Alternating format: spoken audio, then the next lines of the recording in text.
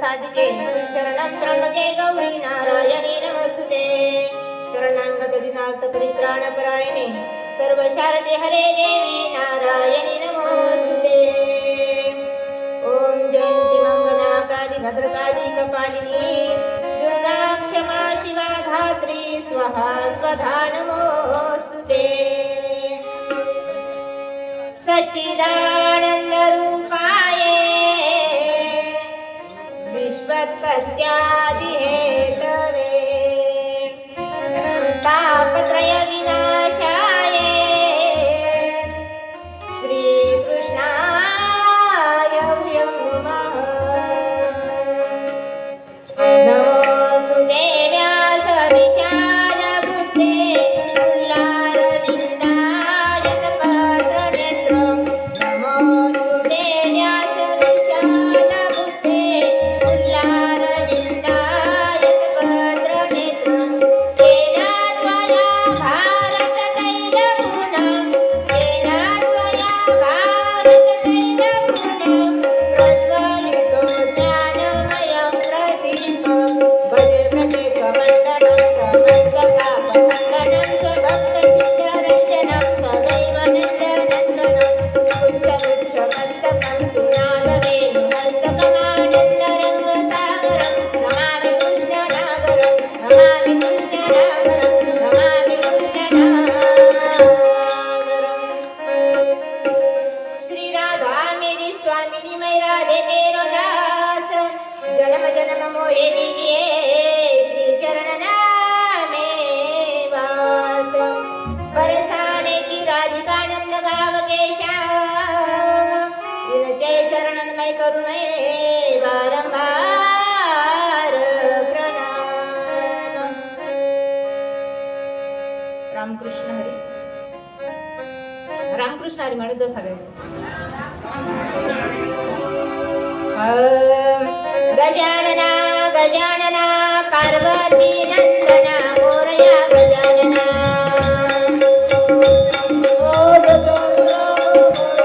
नंदना मोरया गजानना गजानना गजानना पार्वती नंदना मोरया गजानना गजानना गजानना पार्वती नंदना मोरया गजानना मोरया रे गंगा मोरया रे मोरया रे बाप्पा मोरया रे मोरया रे बाप्पा मोरया रे मोरया रे बाप्पा मोरया रे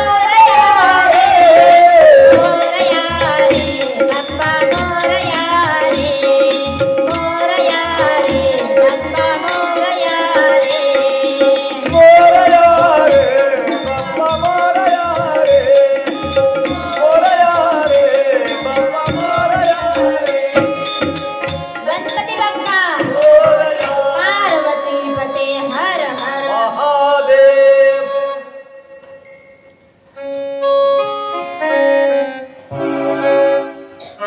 जो सर्वात्मक आहे जो सुंदर आहे जो शिव आहे मायातीत असणारा भगवान परमात्मा शिव यांची कथा आपण किती दिवसापासून श्रवण करत आहोत किती 3 झाले आज 4था दिवस आहे 3 दिवस आपण सर्वांनीच मोठ्या प्रेमाने आनंदाने आणि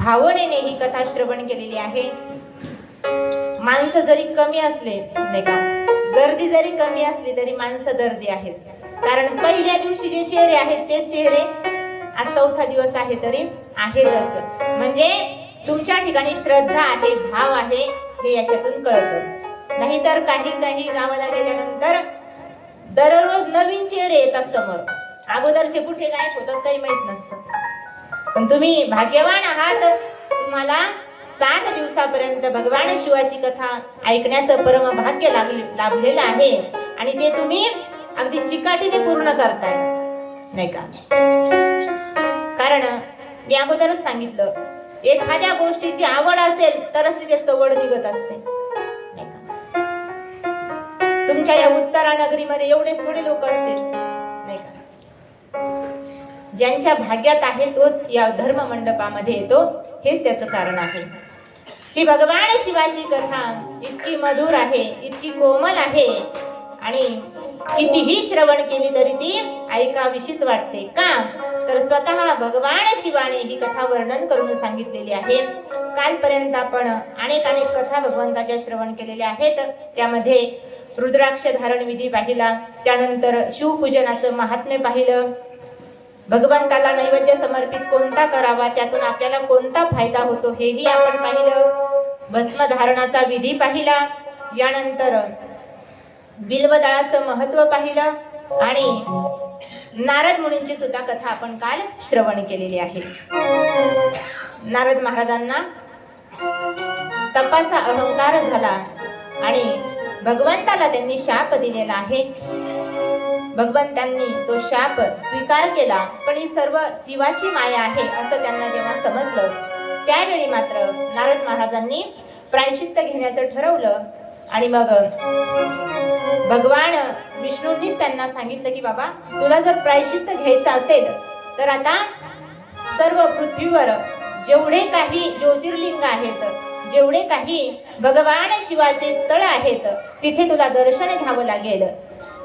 भगवान शिवाचं दर्शन घेऊन नारद महाराज पुन्हा वैकुंठाला आले आणि त्यावेळी आणखी एक महत्वाचा निर्णय विष्णू भगवंतांनी त्यांना सांगितला, तुझं प्रायश्चित्त अजून पूर्ण झालेलं नाही तर भगवान भोलेनाथांची कथा तू श्रवण कर, म्हणजे तुझ्या काय होईल, हे जे तुझ्याकडून कर्म घडलेलं आहे, थोडस अघटित घडलेलं आहे, तर त्याचं प्रायश्चित्त पूर्ण होईल. मग विचारलं की ही कथा मी कुठे श्रवण करू, कुणाकडून श्रवण करू? त्यावेळी त्यांनी सांगितलं, ब्रह्मदेव ही कथा तुला सांगतील. आणि नारद महाराज आता ब्रह्मलोकामध्ये गेलेले आहेत. कशासाठी? भगवान भोलेनाथांची कथा श्रवण करण्यासाठी. ही कथा आपण काल पाहिली. त्यामध्ये भगवान भोलेनाथांचा अवतार म्हणजे साक्षात पुरुष नाही का, त्यांनीच प्रकृतीला निर्माण केलं. आता सर्व सृष्टीखंड वर्णन करून सांगू लागले. कोण? तर भगवान ब्रह्मदेव. कुणाला? नारद महाराजांना सांगता आहेत. आणि त्यामध्ये तिघांना प्रगट केलेला आहे भगवान शिवाने. तर सर्वात अगोदर एक अवतार पाहिला आपण. कुणाचा? कुणाला प्रगट केलं? भगवान विष्णूचं प्रागट्य काल झालेलं आहे. इथपर्यंतची कथा आपण काल श्रवण केलेली आहे. आता हे भगवान विष्णू इतके सुंदर आहेत कारण त्यांचं वर्णन पाहिलं आपण. कारण भगवंताला एकट्याला काहीच करता येत नाही, म्हणून त्याने सगळी मायेची निर्मिती केली. त्यासाठी आपल्याच शरीरापासून देवांची निर्मिती केली आणि स्वतःशीच खेळ खेळू लागले. कोण? भगवान भोलेनाथ. सर्व जगाची उत्पत्ती त्यांच्यापासूनच आहे. विष्णू परमात्मा निर्माण झाले आणि दिसायला अतिशय सुंदर असणारे अनेक विष्णू भक्त आहेत. आता सुद्धा सध्याच्या काळामध्ये, तेव्हाही होते. आणि विष्णू भक्त सुद्धा त्यांच्यासारखेच अगदी कोमलांगी असतात, कोमल हृदयाचे असतात असं म्हणायला काही हरकत नाही. कारण दिसायला इतके सुंदर विष्णू भगवंत की काय सांगावं तुम्हाला. तुम्ही जर वृंदावनला गेले असाल, कुणी गेलेत का? कुणी वृंदावनला गेल्यानंतर तिथे जेवढे काही भगवान कृष्णाचे मंदिर आहेत, तिथे 5-5 मिनिटांनी पडदा टाकला जातो. बरोबर आहे ना? 5-5, 7-7 मिनिटांनी पडदा केला जातो देवासमोर. आपल्या मंदिरात तसं नाही घडत इकडं. का? तर भगवंत एवढा कोमल आहे आणि इतका भक्ताच्या हृदयात वास्तव्य करणारा आहे. एखाद्या भक्ताने त्याच्या समोर जर त्याला पाहिलं प्रत्यक्षात, भगवंताची आणि भक्ताची नजरानजर झाली, तर ते बाकी बी हरिलाल त्यांच्या सोबत निघून जातात. असं आहे. 3000 वर्षापूर्वीची गोष्ट. एका संतासोबत ते निघून गेले होते आणि मग त्यांना आणण्यासाठी खूप मोठा यज्ञ करावा लागला. खूप लोकांनी जप, अनुष्ठान, साधना केल्या. तेव्हा ते बाकी बी हरिलाल कुठे आले? पुन्हा मंदिरात आले. तेव्हापासून ही पडद्याची प्रथा आहे. म्हणजेच काय, आता ते एवढ्या भक्तावर म्हणजे मोहनी घालणारे आहेत, माया करणारे आहेत. भक्त सुद्धा त्यांच्या प्रेमामध्ये रंगून जातो. कारण देव एखाद्या भक्ताकडे पाहून हसला नाही का, तर तो फसलाच समजायचा भक्त नाही का. त्या देवाचं हसणंच असं इतकं नाजूक आहे, इतकं मधुर आहे कृष्ण कन्हैयाचं नाही का. आपण काल बरंच त्याबद्दल बोललेलो आहोत. त्यांचा वेणू श्रवण करण्यासाठी अगदी वाघ, सिंह नाही का आणि हरण, सगळे काही कुत्रे मांजरे सगळे एकत्र येतात. म्हणजे भेदभाव तिथे राहत नाही, द्वैताला किंमत राहत नाही. तर कृष्ण कन्हैयाची बासरी श्रवण करण्यासाठी सगळे पशु पक्षी एकत्र येतात, वैरभाव विसरून एकत्र येतात. इतके सुंदर असणारे नाही का. म्हणून एक गवळण म्हणते, देवा तुझा मला छंद लागला, कन्हैया लागला तुझा रे छंद मला, कन्हैया लागला तुझा रे छंद मला. कन्हैया लागला तुझा रे छंद मला, कन्हैया लागला तुझा रे छंद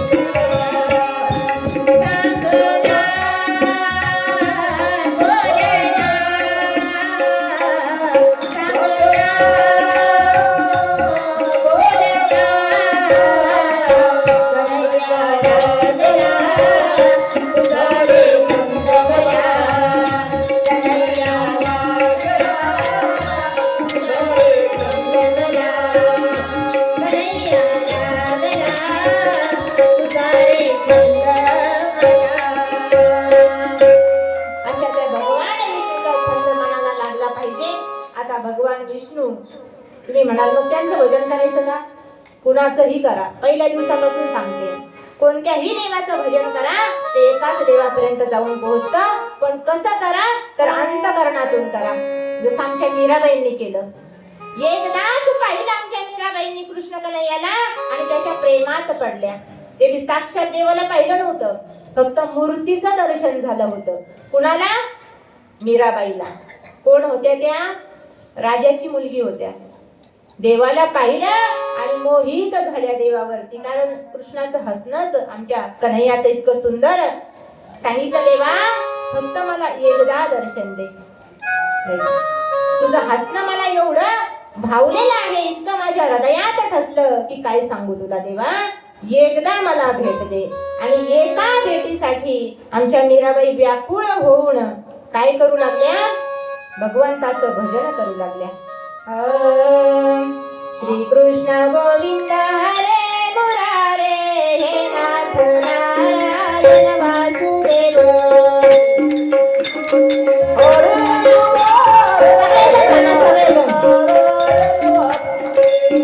श्री कृष्ण गोविंद हरे मुरारे, नाथ नारायण वासुदेव. कृष्ण गोविंद हरे मुरारे, नाथ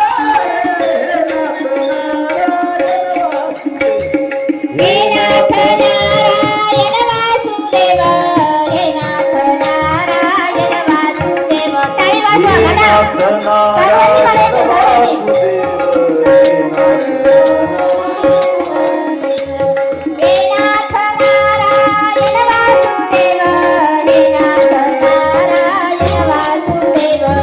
हे नाथ नारायण वासुदेव.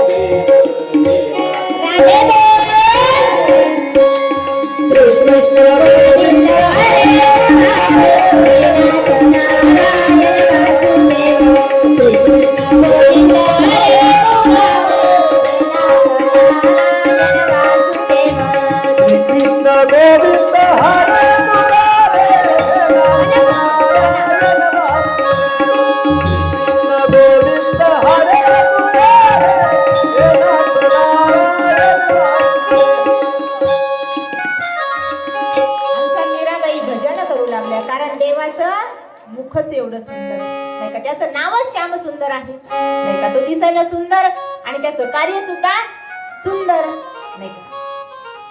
त्या म्हणू लागल्या, देवा काय तुझं हसणं आहे. मेरे कान्हा तेरा मुस्कुराना भूल जाने के काबिल नहीं है. रात्रंदिवस त्या देवाचं चिंतन करू लागल्या मीराबाई आणि देवाची मूर्ती जी पाहिलेली होती कृष्ण कन्हैयाची, ती मूर्ती जशीच्या तशी रात्रभर त्यांच्या स्वप्नात येऊ लागली. त्या देवाचं हसणं त्यांच्या स्वप्नात येतंय.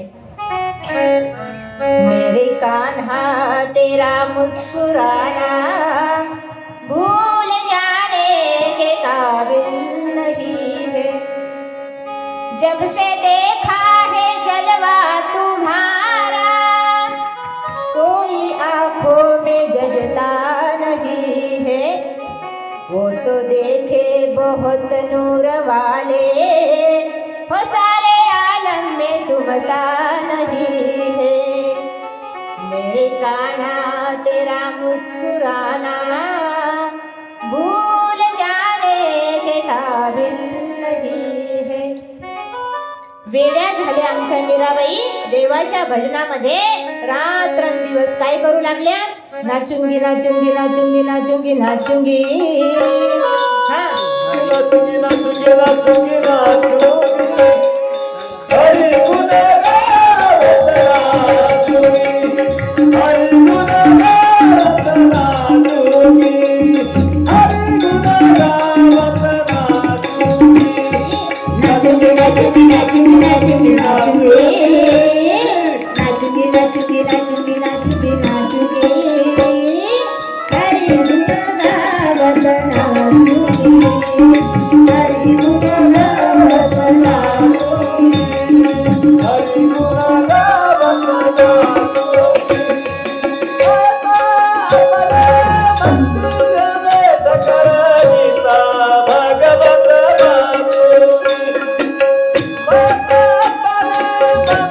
टाळी वाजवा, टाळी.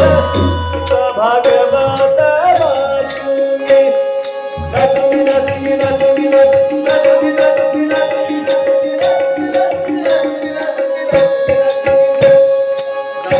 नाचुंगी नाचुंगी.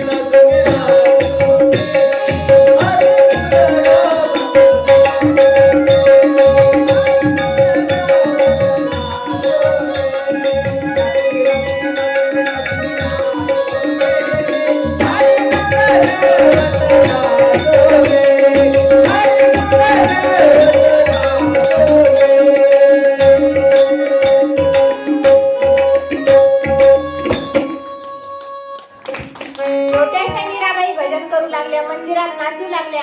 लोकांना वाटायचं काय देवाची भक्ती करते आहे एवढी छोटीशी मुलगी. पण त्याच मीराबाई जेव्हा वयामध्ये आल्या, 18 वर्षाचे झाल्या, आणि तरी सुद्धा त्यांचं नाचणं बंद होत नव्हतं. कुठलं? डीजे समोरचं नाही. कुठे? देवाच्या रंगात तल्लीन होऊन त्या रंगून मंदिरामध्ये नाचत होत्या. आणि मग कुणीतरी वडिलांना जाऊन सांगितलं, वडील आले, सांगितलं, मीरा अगं काय चालवलंस हे? मी कोण आहे? या प्रजेचा राजा आहे, नाही का? आणि तू माझी मुलगी असून असं करतेस? बाबा, माझं त्या देवावरती प्रेम आहे, फक्त एकदा मला त्याचं दर्शन घ्यायचंय, त्याच्यासाठी सगळं चालू आहे. त्यांनी सांगितलं, का गं मीरा, तू राजकुमारी आहेस, तुला कशाची कमतरता आहे? काय कमी आहे तुला? काय हवंय ते मला सांग. कशाला या मूर्ती समोर नाचतेस? त्यांच्या मनात भाव नव्हता. मीराबाईंनी सांगितलं, बाबा अहो, मला कशाचीच आवश्यकता नाही, फक्त मला हा देव एकदा भेटला पाहिजे, एवढीच अपेक्षा आहे. देवाची भेट तुम्ही करून द्याल का बाबा? आता बाबा कधी दर्शनाला जात नव्हता मंदिरात, ते कसे करून देतील? त्यांनी सांगितलं, अगं मीरा, लोक नाव ठेवतात, हे सगळं सोडून दे, घरी चाल, नाही का? तुला काय हवं काय नको ते मी देतो, ती मूर्ती तुला काय देणार आहे? त्यांनी सांगितलं, बाबा लोकांचं जाऊ द्या, लोक नाव ठेवतच असतात, लोकांचं कामच आहे नाव ठेवायचं, आणि तुम्ही जर चांगलं कार्य करायला लागले तर लोक जास्तीचं नाव ठेवतात, नाही का? अनुभव असेल तुम्हाला सुद्धा. तुम्ही एखादं वाईट काम करा, कुणी काही म्हणणार नाही, उलट म्हणाल ते काय म्हणतील, बरं चाललं आता अधोगतीला. चांगलं कोणी म्हणणार नाही, नाही का? बाबा तू हे काय करतोस, व्यवस्थित कार्य कर असं म्हणणार नाही. पण एखादं चांगलं काम करायला लागा, 100 फाटे फोडतील लोक त्याला. असंच होतं. मीराबाईंचं तसंच झालं. आणि मग मीराबाईंनी एक वाक्य सांगितलं. त्यांनी सांगितलं, माझं त्या देवावरती प्रेम आहे, नाही का? देह जावो अथवा राहो पांडुरंगी दृढ भावो.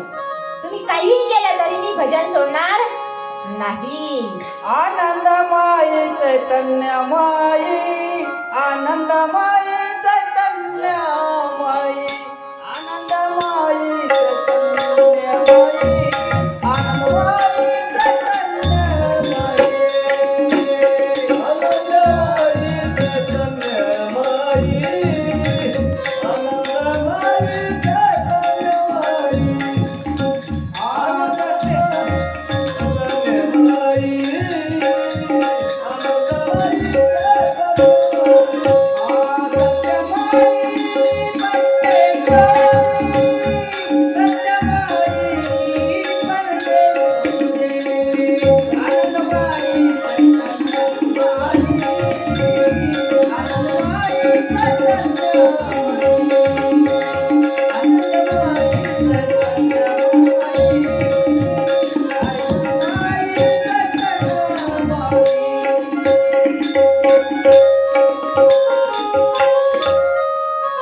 माझं त्या देवावरती प्रेम आहे असं सांगू लागले नाही का.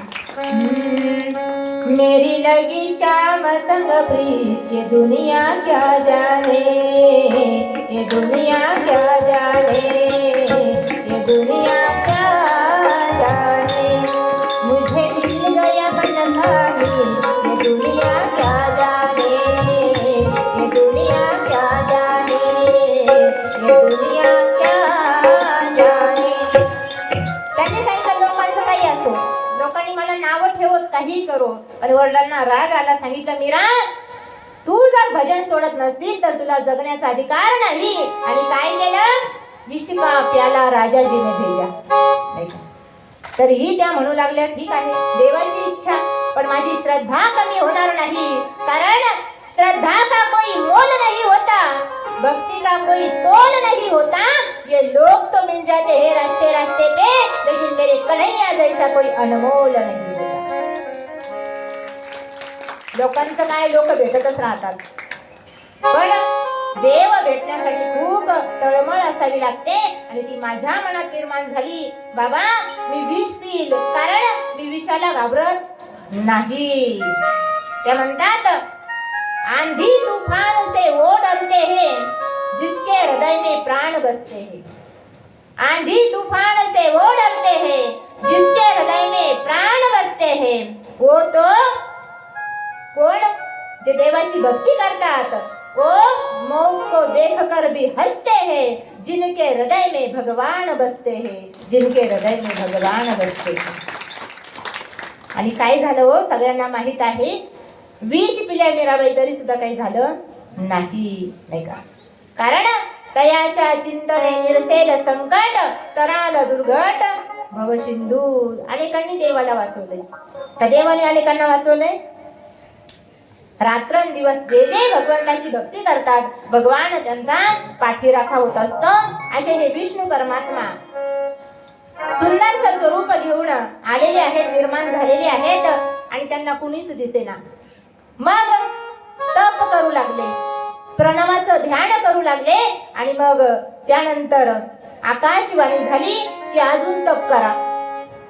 आता त्यांनी आकाशवाणी ऐकलीच नव्हती आतापर्यंत. कुणी, विष्णू भगवंताने. इतका मोठा आवाज आला आकाशवाणीचा, तप करा असा आवाज ऐकला. आणि आमचे विष्णू परमात्मा घाबरून गेले. घाबरून त्यांच्या अंगाला खूप दरदरून घाम आला. इतका घाम आला, त्या घामाचा समुद्र निर्माण झाला.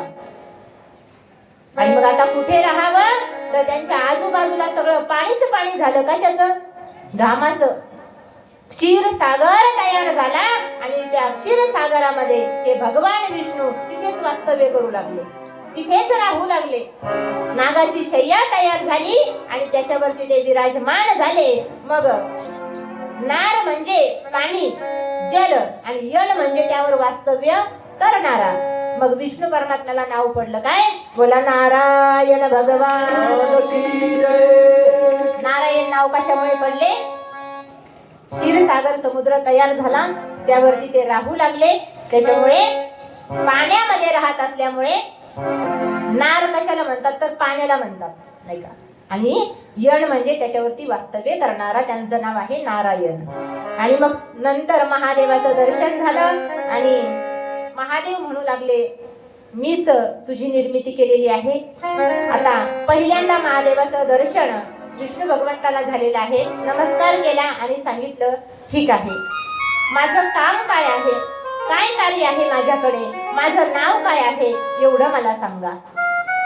त्यावेळी महादेवजी सांगू लागले, तुमचं नाव असेल विष्णू आणि पालन करण्याचं काम तुमच्याकडे मी देणार आहे. पण आणखी एक जण, दोन जण आपल्याला निर्माण करायचे आहेत, कारण तिघाचं कार्य आहे सृष्टीचं कार्य. तर तुमच्याच भ्रुकुटीतून, तुमच्या त्या कशातून, नाभीतून आणखी एका पुरुषाची उत्पत्ती माझ्याच कृपेने, माझ्याच दयेने होणार आहे. आणि मग नंतर कोणते देव प्रकट झाले असतील? ब्रह्मदेव. आता हे ब्रह्मदेव प्रकट झाले. नारायण भगवान त्या शेषशय्येवर विराजमान झालेले आहेत आणि रात्रंदिवस त्यांचं जप, अनुष्ठान, ध्यान चालू आहे. आणि हे ध्यान करता करता ते योग निद्रेमध्ये जातात. जेव्हा ते योग निद्रेमध्ये होते तेव्हाच त्यांच्या श्वासातून वेदाची निर्मिती झाली आणि हा वेद भगवंताच्या जवळच राहू लागला. आता एकच वेद होता, पण आमच्या व्यासदेव महाराजांनी त्याची 4 भाग केले. आपण पहिल्या दिवशी बघितली ही कथा. तर एक नाभीतून कमळ निर्माण झालं, भगवान विष्णूला माहित सुद्धा नाही. त्या कमळामध्ये एक ऑटोमॅटिकलीच मूर्ती तयार झाली, स्वरूप तयार झालं, म्हणजे ते पुरुष निर्माण झाले.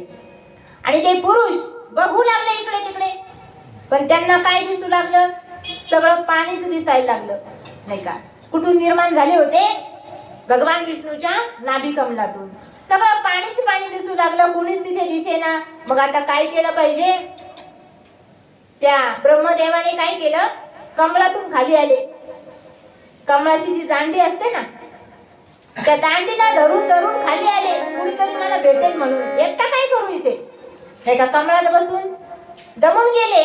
आणि मग कुणीतरी आपल्याला भेटतं की काय म्हणून त्या कमळाच्या दांडीला धरून, देठाला धरून खाली खाली आले. किती वर्ष खाली आले? म्हटले 100 वर्ष. किती वर्ष लागले खाली यायला? आता त्यांचे 100 वर्ष आणि आपले 100 वर्ष, असं नका हे करू. आपले कितीतरी जन्म होतात, तेव्हा त्यांचा एक श्वास होतो, असं आहे. नंतर मी सांगेन ती कथा आपल्याला. मन्वंतर लीलामध्ये ती कथा येते. तर कुणीच त्यांना दिसलं नाही. पुन्हा आपल्या कमळामध्ये जाऊन बसले आणि मग त्यानंतर त्यांना तप तप असे 2दा शब्द ऐकू आले. कोणते? तप तप शब्द ऐकू आले. आणि मग त्यांनी तप करायला सुरुवात केली. पण आता त्यांना काही गुरुमंत्र भेटलेला, मग ऑटोमॅटिकलीच कुणी हा गुरुमंत्र दिला असेल, प्रणवाचा उच्चार आपोआपच त्यांच्या मुखातून येऊ लागला. तरी सगळी भगवान शिवाची माया आहे.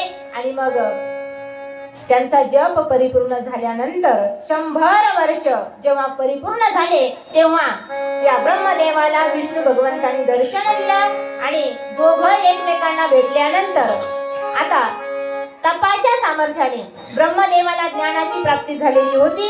आणि जेव्हा भगवान विष्णू समोर आले, तेव्हा या ब्रह्मदेवाने काय करायला पाहिजे होतं? नमस्कार करायला पाहिजे होता. का?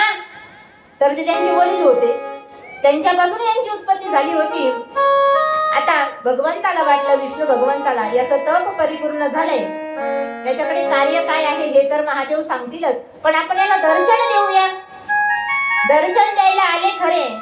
भगवान विष्णू म्हणू लागले, हे वत्सा. कुणाला म्हटले? ब्रह्मदेवाला. कोण म्हटलं? विष्णू परमात्मा म्हटले, हे वत्सा. वत्स म्हणजे मुला, नाही का? गुरुजी आपल्या शिष्यांना म्हणत असतात वत्सा, म्हणजे हे मुला. ब्रह्मदेवाला रागच आला. अहो म्हणे, मी सृष्टी निर्माता आहे, नाही का?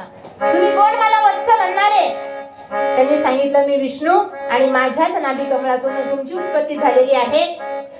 आमचे ब्रह्मदेव काही मानायला तयार नाही. त्यांनी सांगितलं, ज्या अर्थी मी सृष्टी रचयिता आहे, मी सगळ्यांची निर्मिती करतोय, तुमची सुद्धा निर्मिती मीच केली असेल, पण मला आठवत नाही.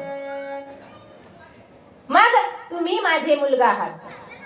विष्णू भगवान म्हटले, नाही, अजिबात नाही, तूच माझा मुलगा आहेस. ब्रह्मदेव म्हटले, नाही, तुम्हीच माझा मुलगा आहे. असं म्हणता म्हणता त्यांच्या मारामाऱ्या सुरू झाल्या. झाल्या असतील का? नाही. फक्त वाद सुरू झाला, भांडण सुरू झालं त्यांचं. आणि मग हे शिवाला कळालं आता काय केलं पाहिजे. मोठं होण्यासाठी एकमेकांची धडपड चालू आहे. मग भगवान भोलेनाथांनी अग्निस्तंभाचं रूप घेतलं. खूप मोठा अग्निस्तंभ दोघांच्या मधोमध तयार झाला. त्या अग्निस्तंभामधून खूप ज्वाळा बाहेर पडू लागल्या, कारण ते साक्षात भगवान शिवाचं रूप आहे. आणि आकाशवाणी झाली, हे पहा, तुम्ही दोघे जण भांडू नका, वाद घालू नका. ब्रह्मदेव म्हटले मी मोठा आहे यांच्यापेक्षा. विष्णू म्हणू लागले मी मोठा आहे. तुमचं श्रेष्ठत्व जर तुम्हाला सिद्ध करायचं असेल, तुमचा मोठेपणा जर तुम्हाला सिद्ध करायचा असेल, तर एक जणाने काय करा, या अग्निस्तंभाचं टोक शोधा कुठपर्यंत आहे ते. कुठून हा अग्निस्तंभ सुरू होतोय ते शोधा. आणि एक जणाने याचं मूळ शोधा. नाही का, जो सर्वात अगोदर शोध करून येईल तो श्रेष्ठ ठरेल. असं कोणी सांगितलं, त्या अग्निस्तंभातून सांगितलं महादेवाने आकाशवाणीद्वारे. यांना समजलं आपल्याला काय करायचं. जो अगोदर टोक किंवा मूळ शोधून येईल तो श्रेष्ठ ठरणार आहे. मग आता धावपळ सुरू झाली दोघांची सुद्धा. असं म्हणतात, भगवान ब्रह्मदेवाने श्वेत हंसाचं रूप धारण केलं आणि त्यांनी वरच्या दिशेने जायला सुरुवात केली. कुठपर्यंत हा स्तंभ आहे याचं मूळ म्हणजे टोक कुठे आहे, नाही का. पहिलं टोक शोधण्यासाठी कोण निघाले, ब्रह्मदेव निघाले वरच्या दिशेने. आणि आमचे भगवान विष्णू यांनी सुद्धा श्वेत वराहाचं रूप घेतलं आणि ते खालच्या बाजूने निघाले. कुठे, मूळ शोधण्यासाठी. त्या स्तंभाचं हजारो वर्ष फिरत राहिले, ब्रह्मदेव वरती आणि ते खाली, पण काही पत्ता लागला नाही. आमचे विष्णू भगवान अगदी दमून गेले, नाही का. कोमल अंगाचे आहेत, श्वेत हंसाचं त्या वराहाचं रूप घेतलेलं आहे. अतिशय दमले, त्यांना मूळ काही सापडलं नाही. खूप वर्षापर्यंत फिरले पण काहीच जमलं नाही. ते म्हटले आता हे कसं आहे, आपल्याला मोठेपणाच नको ना, मग नाही का, जाऊ दे म्हटले, होऊ दे त्यांना मोठं, ते तर ते श्रेष्ठ, काय फरक पडतोय. विष्णू भगवान वरती आले आणि एका जागेवर थांबून घेतलं, त्यांनी बसून घेतलं. आता ब्रह्मदेवाची तीच गती झाली होती, नाही का. खूप दमले होते वरती जाऊन जाऊन, पण तो काही संपतच नव्हता तो स्तंभ. भगवान शंकराचं ते स्वरूप होतं साक्षात. आणि खाली यायला निघाले ते सुद्धा, नाही का. आता याची सुरुवातच समजेना तर काय करावं. मग खाली येण्यासाठी निघाले तर त्यांना तेवढ्यामध्ये वरून एक केतकीचं फुल दिसलं. कशाचं, केतकीचं. केतकीचं फुल दिसलं. ते म्हटले ठीक आहे, आता काहीतरी करू आता, नाही का.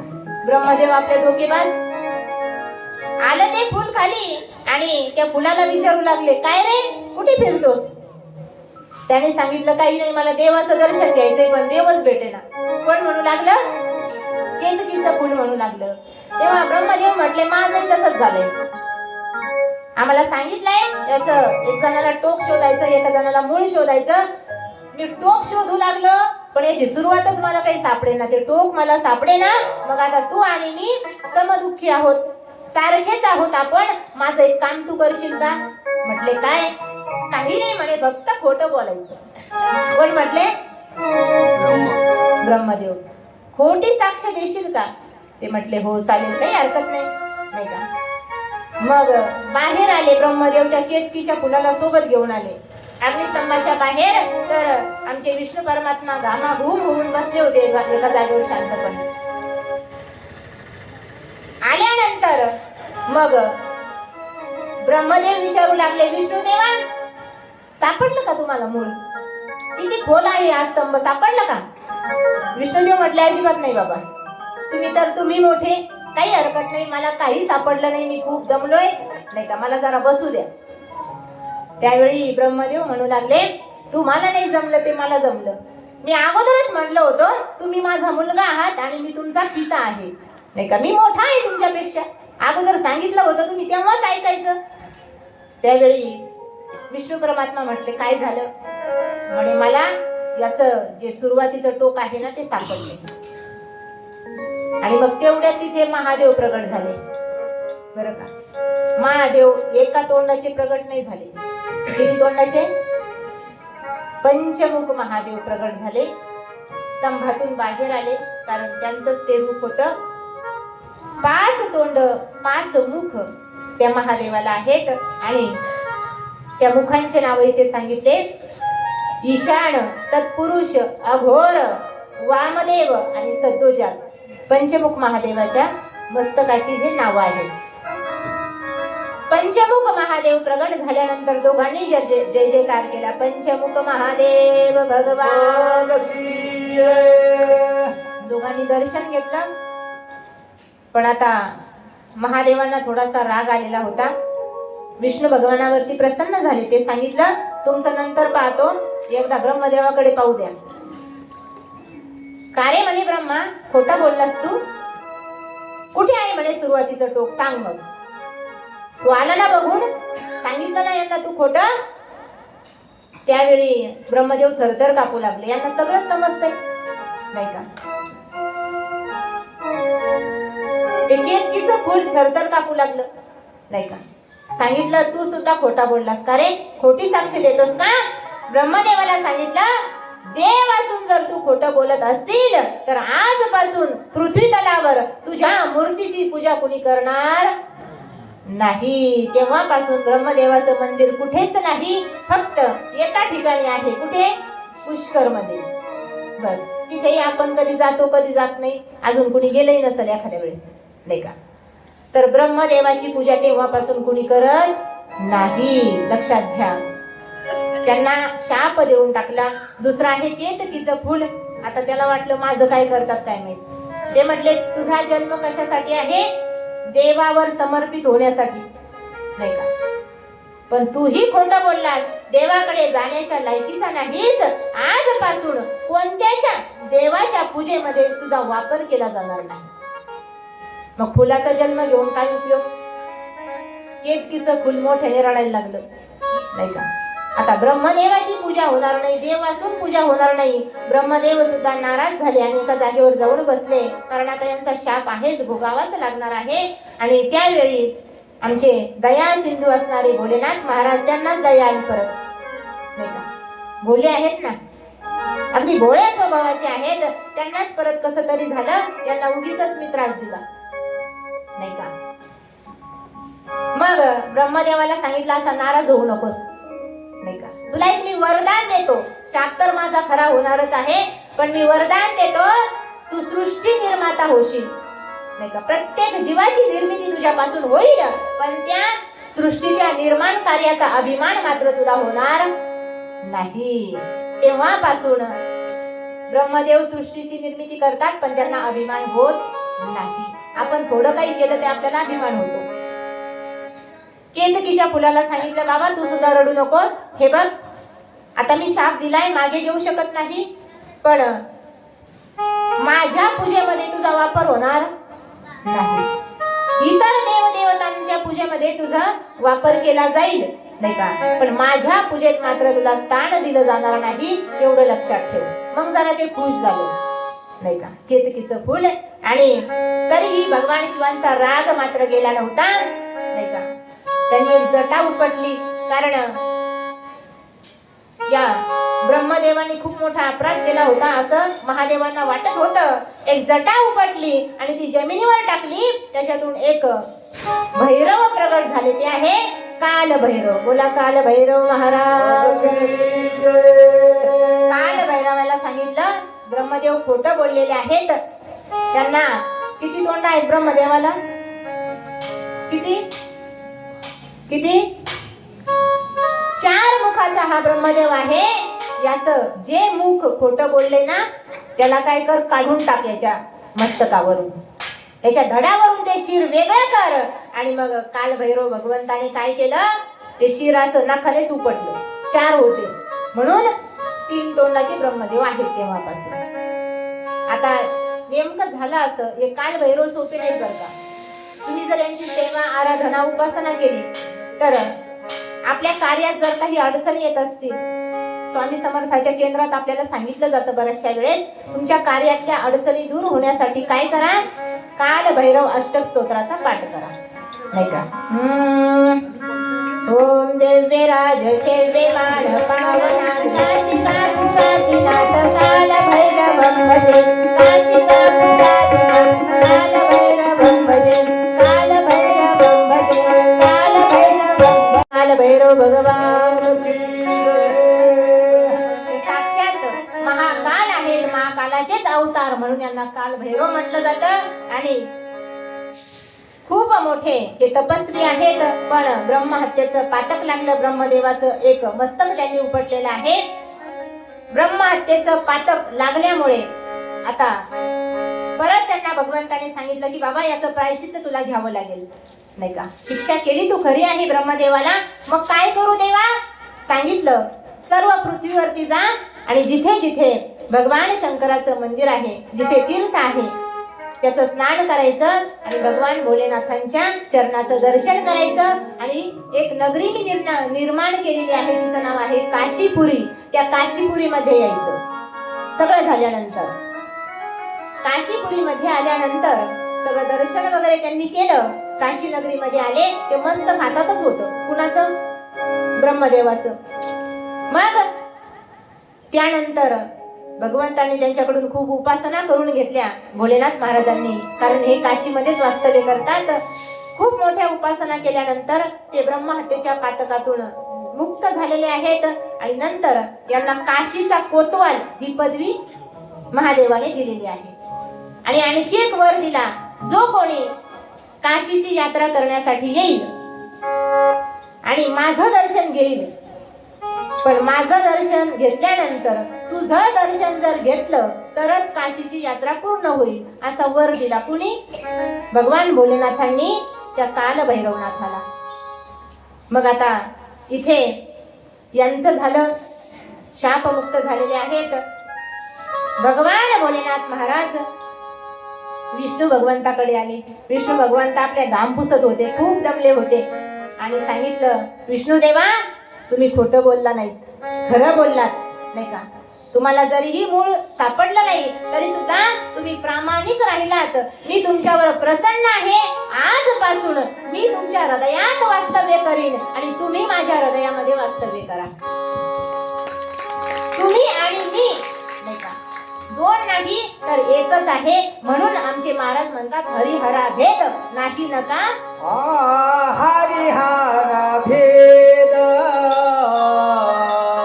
हरिहर भेद, हरिहर भेद, हरिहर भेद.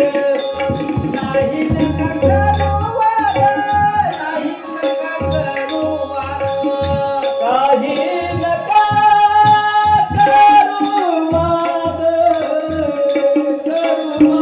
करू वाद.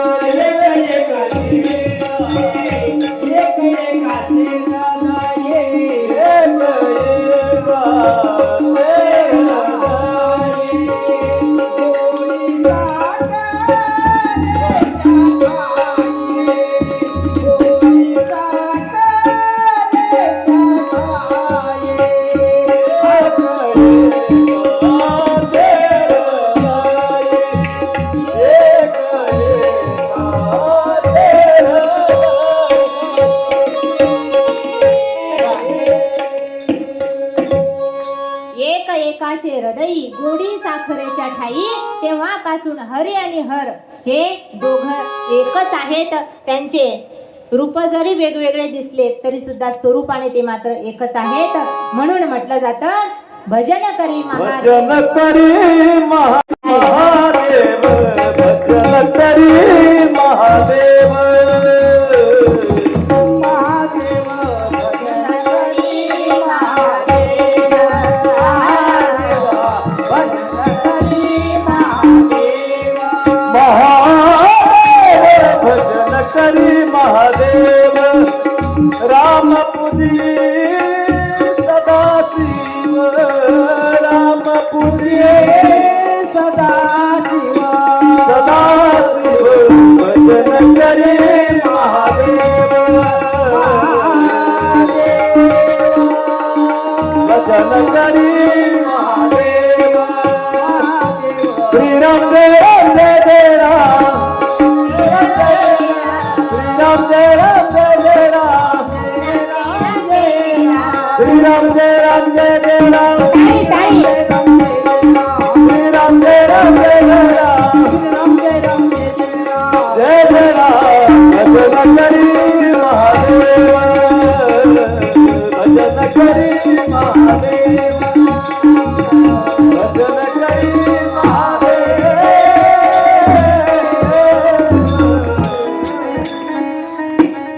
भजन करी महादेव आणि रामपूजी सदाशिव. तेव्हापासून हे चालत आलेलं आहे. म्हणून भगवान विष्णू आणि भगवान भोलेनाथ महाराज यांच्यामध्ये फरक करायचा नाही, असं याचं वर्णन आहे. पुढे ब्रह्माच्या भ्रुकुटीतून रुद्राची निर्मिती झाली आणि त्यांची शक्ती परांबा हिनेच 3 अवतार धारण केलेले आहेत. जी ब्रह्मासोबत सरस्वती, विष्णूसोबत लक्ष्मी आणि रुद्रासोबत सती पार्वती म्हणून पुढे त्यांनी कार्य पाहिलेलं आहे. आता लक्ष देऊन ऐका. ज्या दिवशी हा स्तंभ प्रगट झाला, ज्योतिर्मय स्तंभ प्रगट झाला, त्या दिवशीला म्हणतात शिवरात्र. लक्षात घ्या, इथे वर्णन आलेलं आहे शिवरात्रीचं.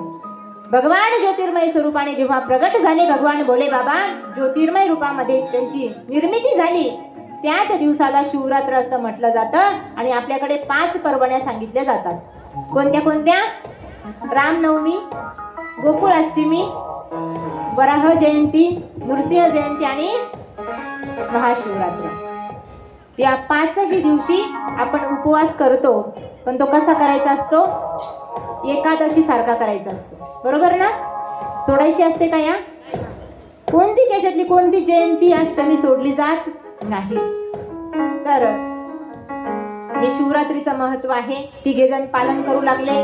त्यांना आता पत्नी सुद्धा मिळालेले आहेत. फक्त रुद्र भगवंताला त्यांची पत्नी मिळालेली नव्हती.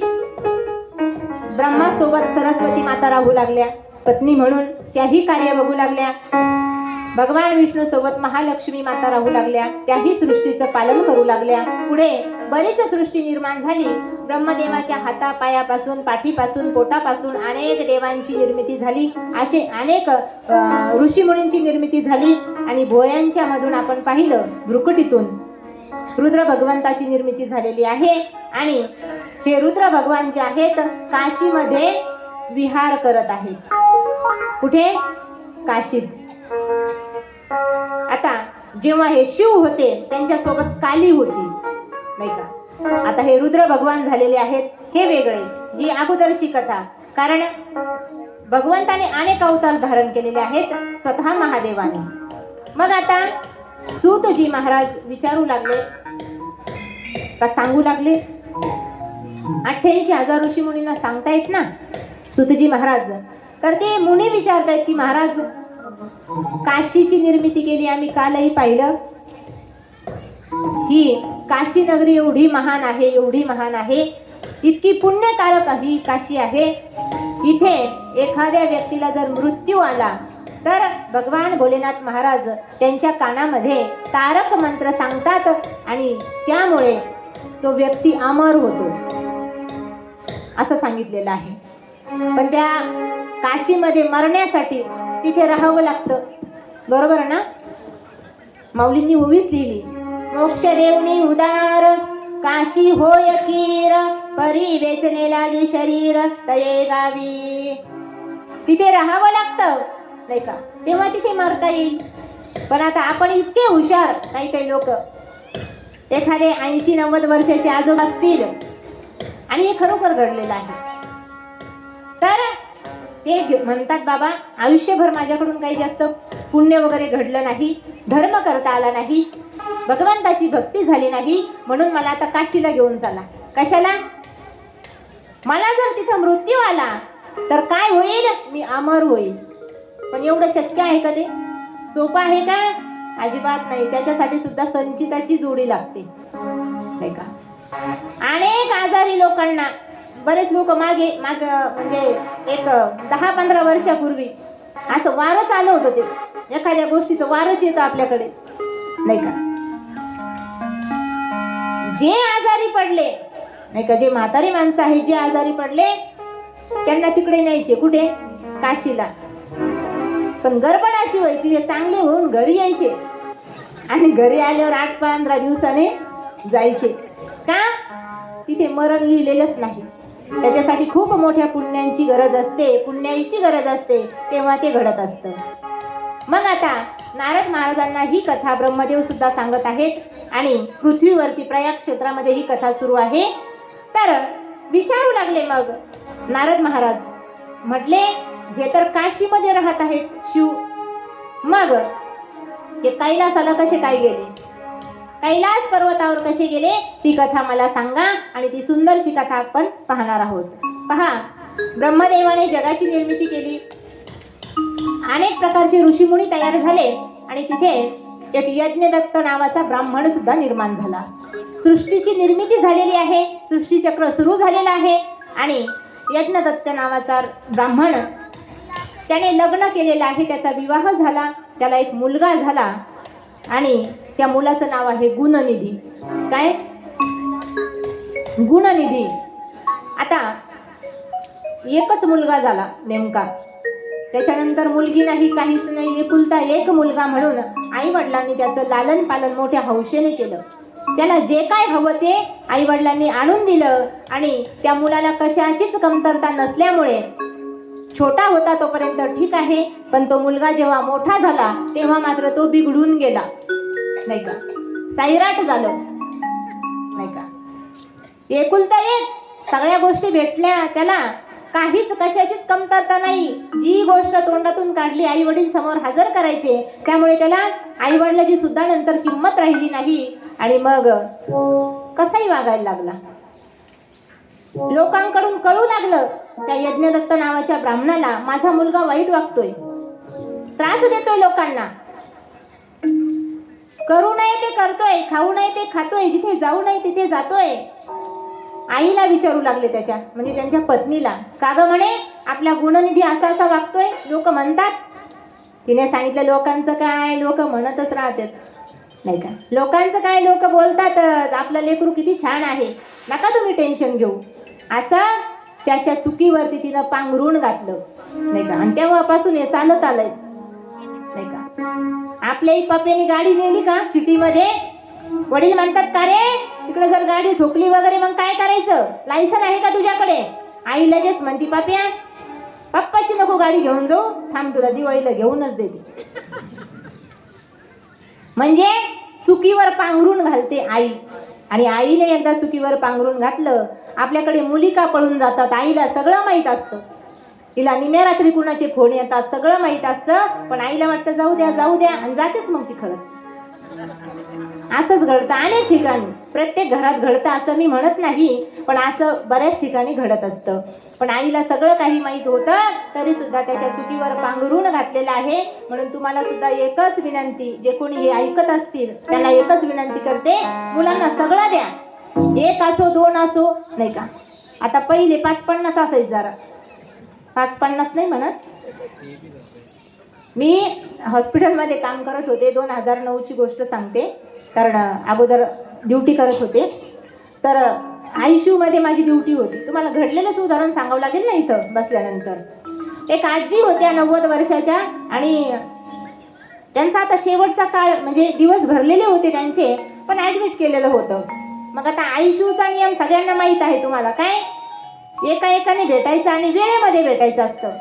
मग जेव्हा वेळ झाला कुणाचा, नातेवाईकांना पेशंटला भेटण्याचा, त्यावेळी कमीत कमी तिथे 20 ते 22 जण आले, काही लेडीज आणि काही जेंट्स, बरं का. आम्हाला आईला भेटायचंय, आम्हाला आईला भेटायचंय, सगळेची सगळे मध्ये येऊ लागले.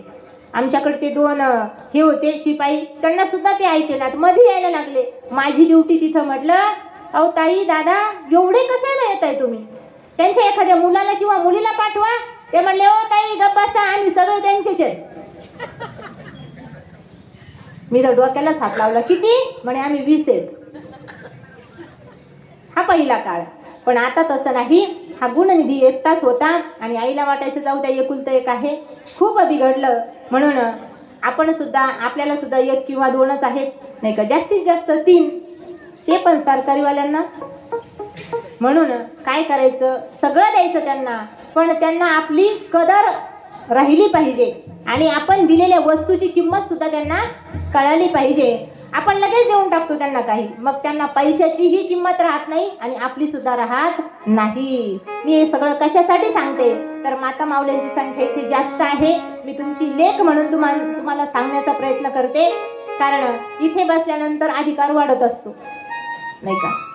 आपण करतो, आपली माया असते, प्रेम असतं, सगळं काही असतं, पण आपल्या घराचा विकास करायचा आहे की आपल्या घराचं वाटोळ करायचं, हे सर्वस्वी घरातल्या महिलेवर अवलंबून आहे असं मला वाटतं नाही का.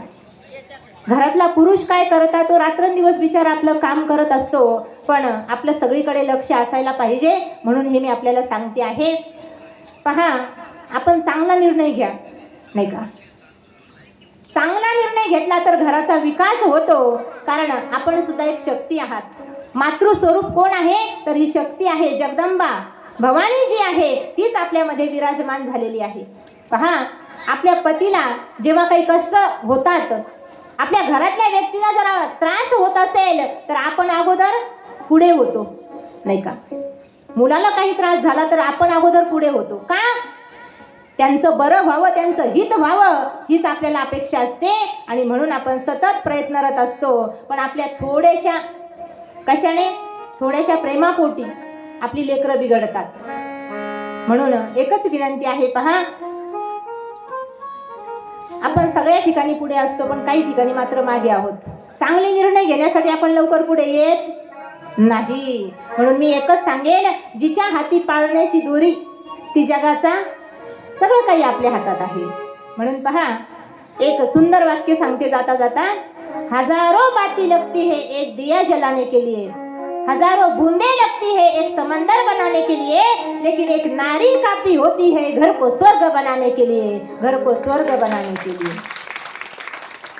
तुम्ही चांगला निर्णय घ्या. आताची जनरेशन सांगत नाही मी तर का, आताचा काय, आताचा निर्णयच खूप अवघड आहे.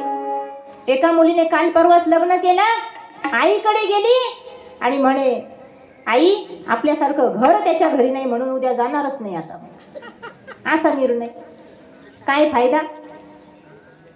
खूप अवघड आहे आताच्या जनरेशनचं. म्हणून संस्कार केले तर मुलं चांगली घडतील. फक्त तुम्ही चांगला निर्णय घ्या. आपलं व्हॉट्सअप, फेसबुक, घरातलं काम याच्यातून थोडासा वेळ काढायचा. आपली मुलगी काय करते आहे, मुलगा काय करतो आहे याच्याकडे थोडंसं लक्ष दिलं पाहिजे. पहा, एक सुंदर उदाहरण सांगते तुम्हाला. आपल्या भारताच्या ज्या पहिल्या महिला होत्या त्यांनी किती सुंदर निर्णय घेतलेले आहेत आणि त्यांचं नाव आजही अजरामर झालं की नाही. भारताच्या एका महिलेने निर्णय घेतला, माझ्या भारतातला आजार नाहीसा करीन. त्या भारताच्या पहिल्या डॉक्टर झाल्या. काय नाव त्यांचं, पहिल्या डॉक्टर आनंदीबाई जोशी. एका भारताच्या महिलेने निर्णय घेतला, गाण्यातून देवाला प्रगट करीन. त्या भारताच्या गान कोकिळा झाल्या.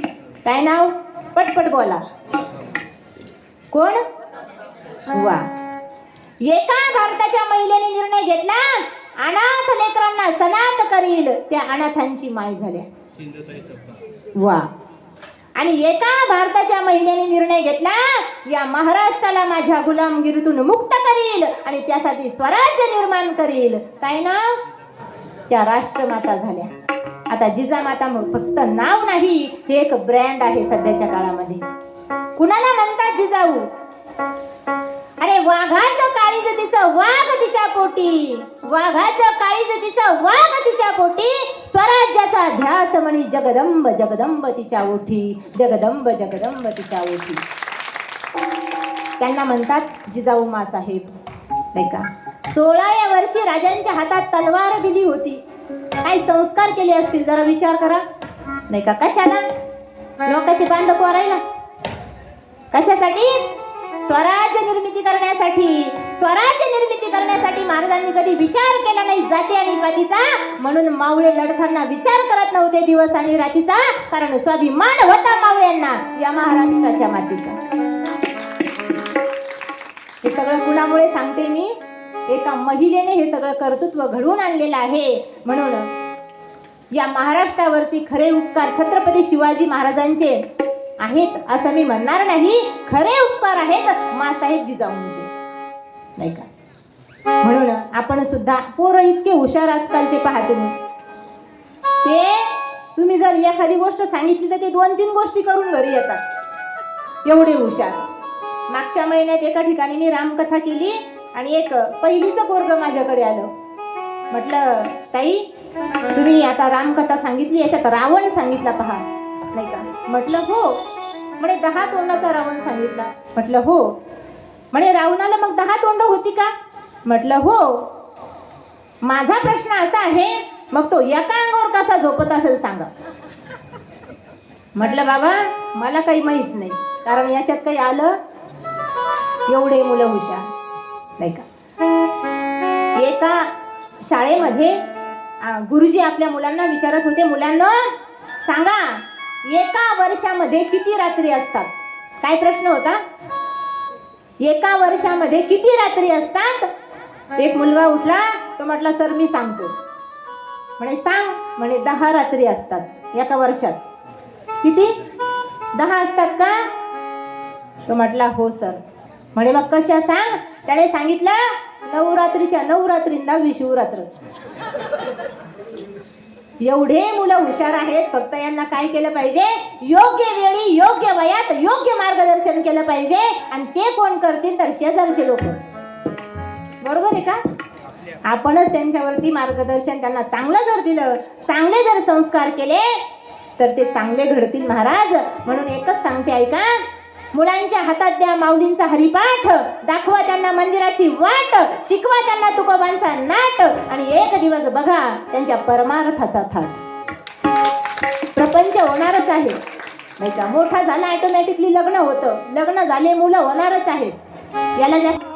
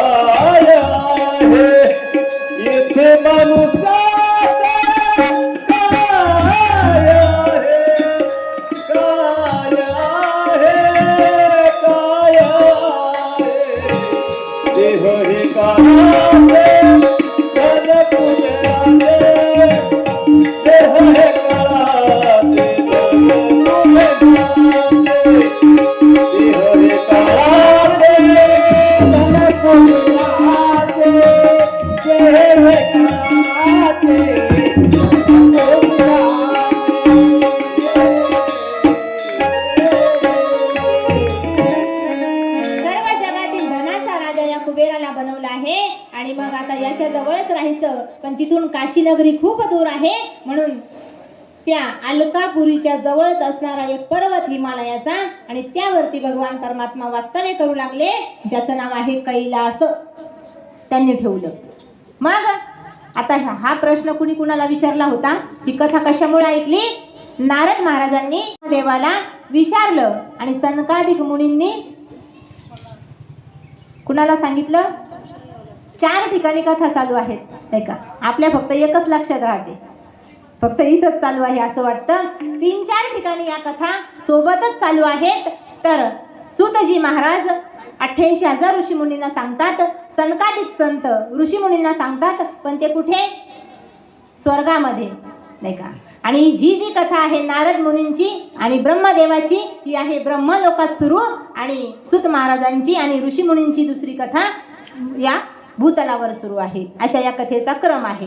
तर कुबेर हा पुढे विश्रवा नावाच्या ऋषींच्या घरी जन्माला आला.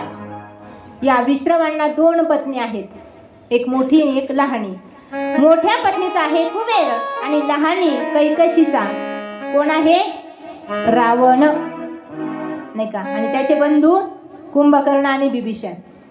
तर आता या कुबेराला काय वाटलं? देवाने मला धनाचा राजा बनवलंय, मग भगवंत असे पर्वतावर राहतात, यांच्यासाठी एक सुंदर नगरी मी निर्माण करतो.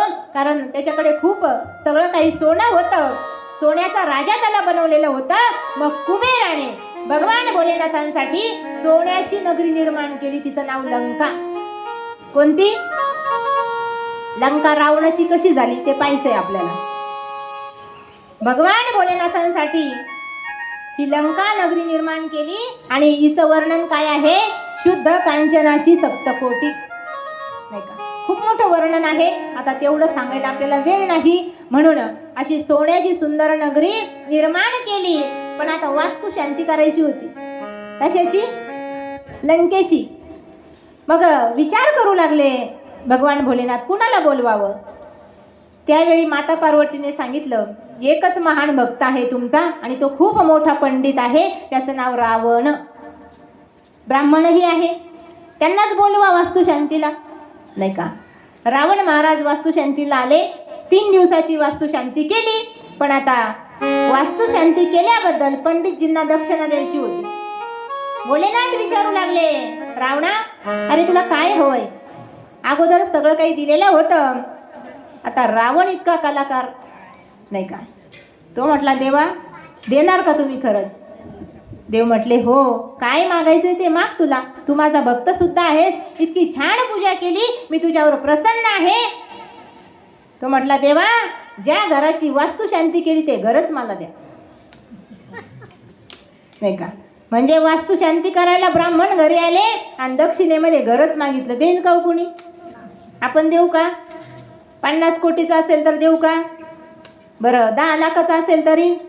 पात्राचं शेड असलं तरी देणार नाही. पण आमचे भोले सांब सदाशिव महाराज म्हटले, ठीक आहे. म्हणजे त्या घरात एक दिवसही राहिले नाही आणि ती नगरी रावणाला दान करून टाकली महाराज. एवढे भोळे आहेत हे महादेव. म्हणजे पाहता, मग आपण काही मागितलं तर देणार नाही का? म्हणून तुम्ही काहीही मागितलं तरी भगवान भोलेनाथ देतात. कारण हा जो देव आहे सगळ्या जगावरून वेगळा आहे. सगळ्या या पृथ्वी तलावर असा देवच नाही आणि दुसरा कोणताच देव नाही जो महादेवासारखा देव आहे, जो भक्ताला काहीही देतो. आपली पत्नी सुद्धा दिली होती एकदा रावणाला. ती एक वेगळी कथा आहे. म्हणजेच काय, सर्व जगाहून निराळा हा देव आहे. म्हणून एक सुंदर भाव आपण थोडंसं भजन करूया. तुम्हाला येत असेल तर तुम्ही सुद्धा म्हणू शकता.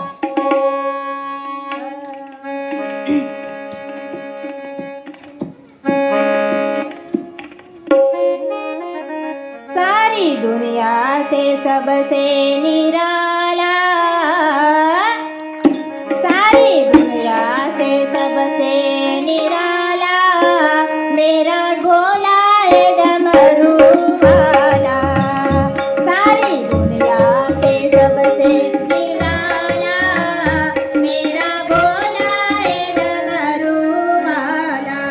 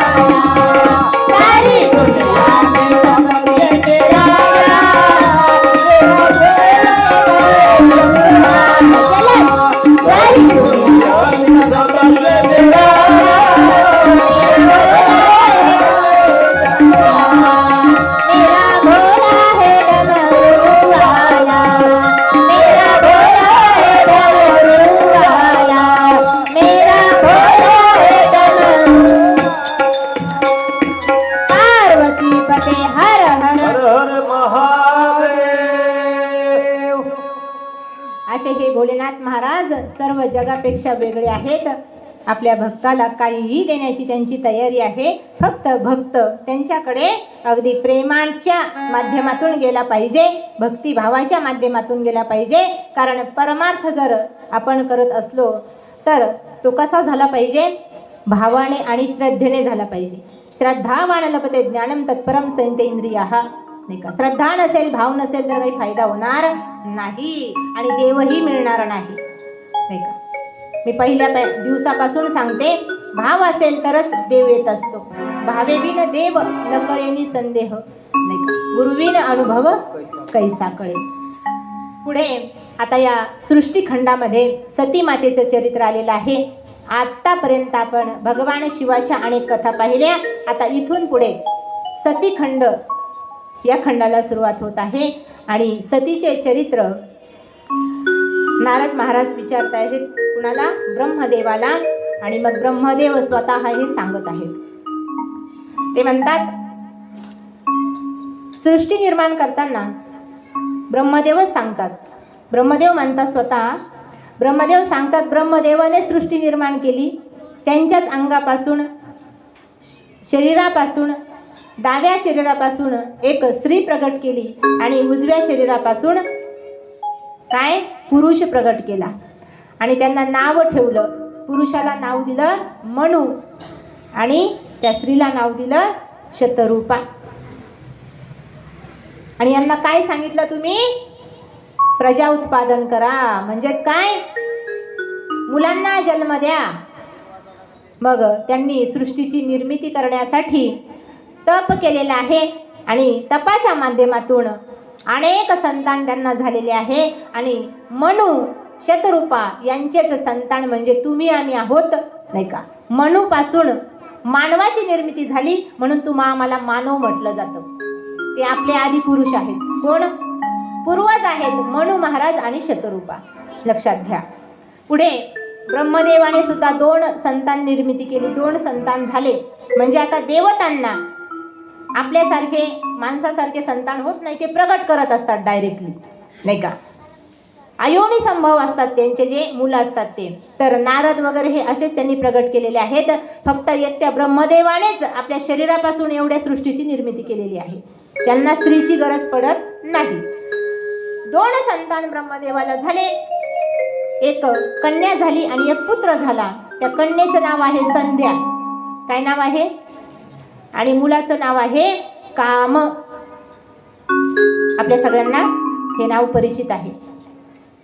ही संध्या जी होती आणि काम जे होते हे सख्खे बहीण भाऊ आहेत. एकाच वेळी यांची उत्पत्ती केलेली असल्यामुळे दोघांचे रंग, दोघांचा स्वभाव, दोघांचं कार्य सारखंच आहे जवळजवळ.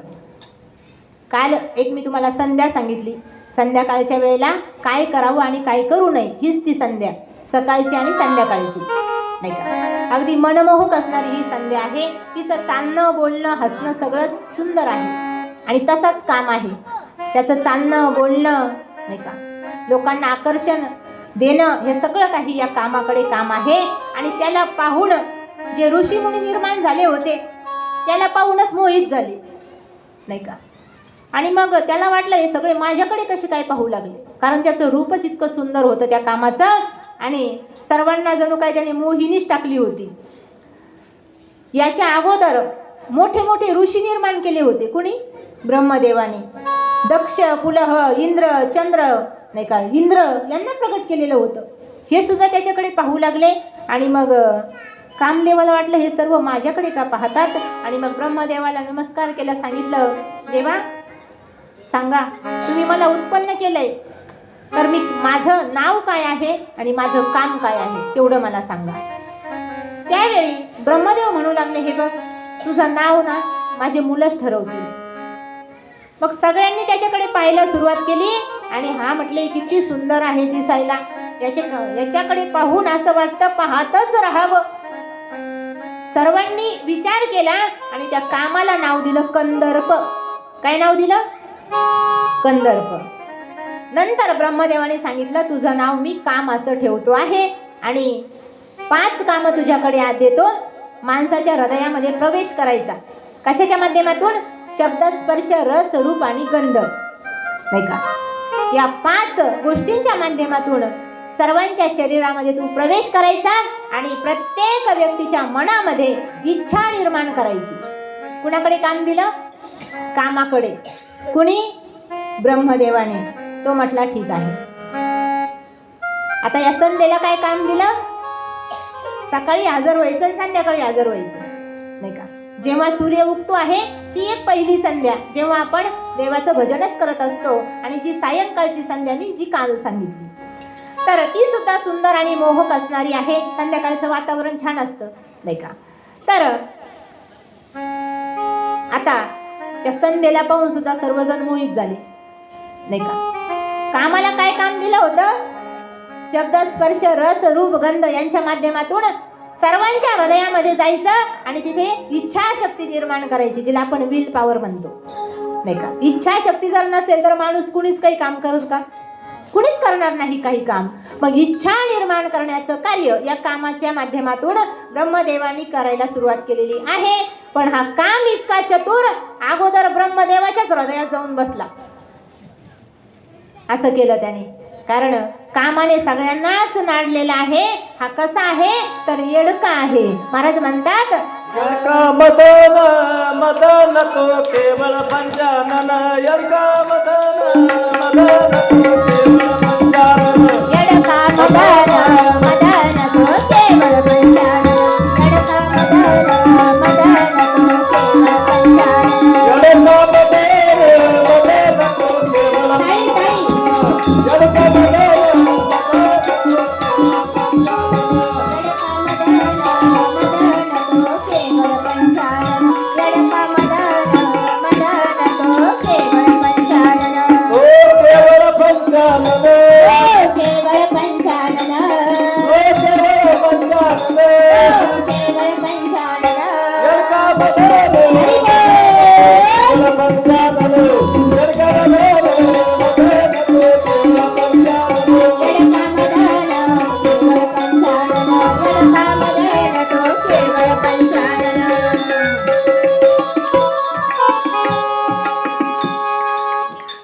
असा तो येडका सगळ्यांना धडक मारतो. धडक मारली नारदा, कालच पाहिलं, कामानं धडक मारली म्हणून एवढे व्याकुळ झाले का महिलेसाठी. धडक मारिली नारदा, केला रावणाचा चंदा. दुर्योधना मारिली गदा, घेतला प्राण. येडका मदन तो केवळ पंचानन. येडका मदन केवळ पंचानन. येडका मदन तो केवळ पंचानन. असा हा येडका म्हणजेच काम अगोदर ब्रह्मदेवाच्याच हृदयात जाऊन शिरला, कारण त्याला ते कामच दिलेलं होतं, सगळ्या लोकांना मोहित करायचं आणि कामाची निर्मिती यांच्या अंतःकरणामध्ये करायची. संध्याकाळ झाली, त्या संध्येचा समय झाला आणि ब्रह्मदेवाची कन्या समोर आली सगळ्यांच्या. आता ही कशी आहे? दिसायला सुंदर आहे, कामासारखीच आहे, आणि सगळ्यांनी तिला पाहिलं आणि तिच्या मागेच पळू लागले. पहा, धर्ममय वागणारे अधर्माने वागू लागले. कशामुळे?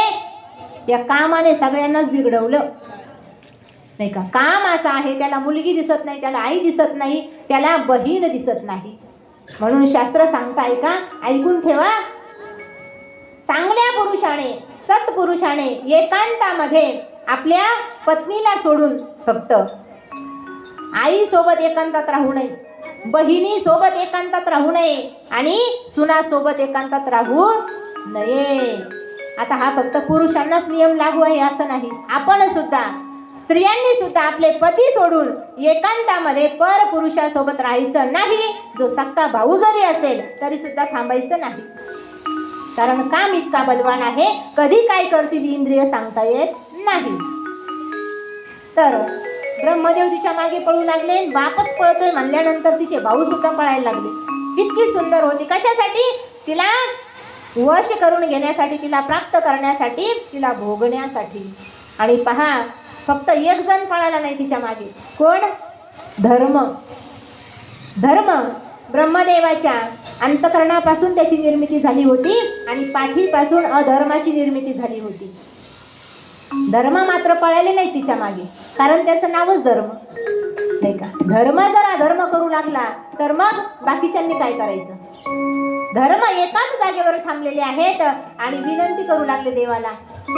कुणाला? महादेवाला. देवा, अहो तुम्ही देवादिदेव महादेव आहात, इकडे बघा काय चाललंय. बापच स्वतःच्या मुली मागे पळतोय आणि भाऊ सुद्धा तिच्या मागे लागलेले आहेत. काहीतरी करा.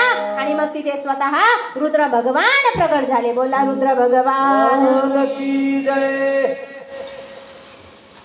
ते प्रगट झाले आणि सगळ्यात अगोदर पळत होते कोण? ब्रह्मदेव.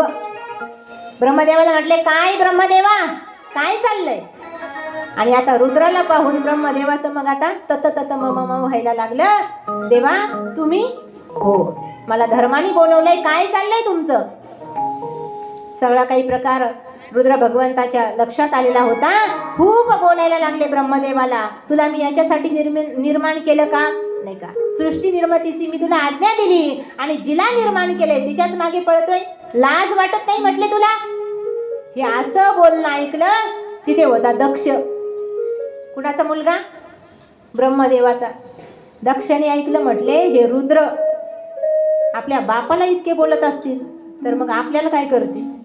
ते घाबरून जरा लांब जाऊन बसलं. कोण? दक्ष.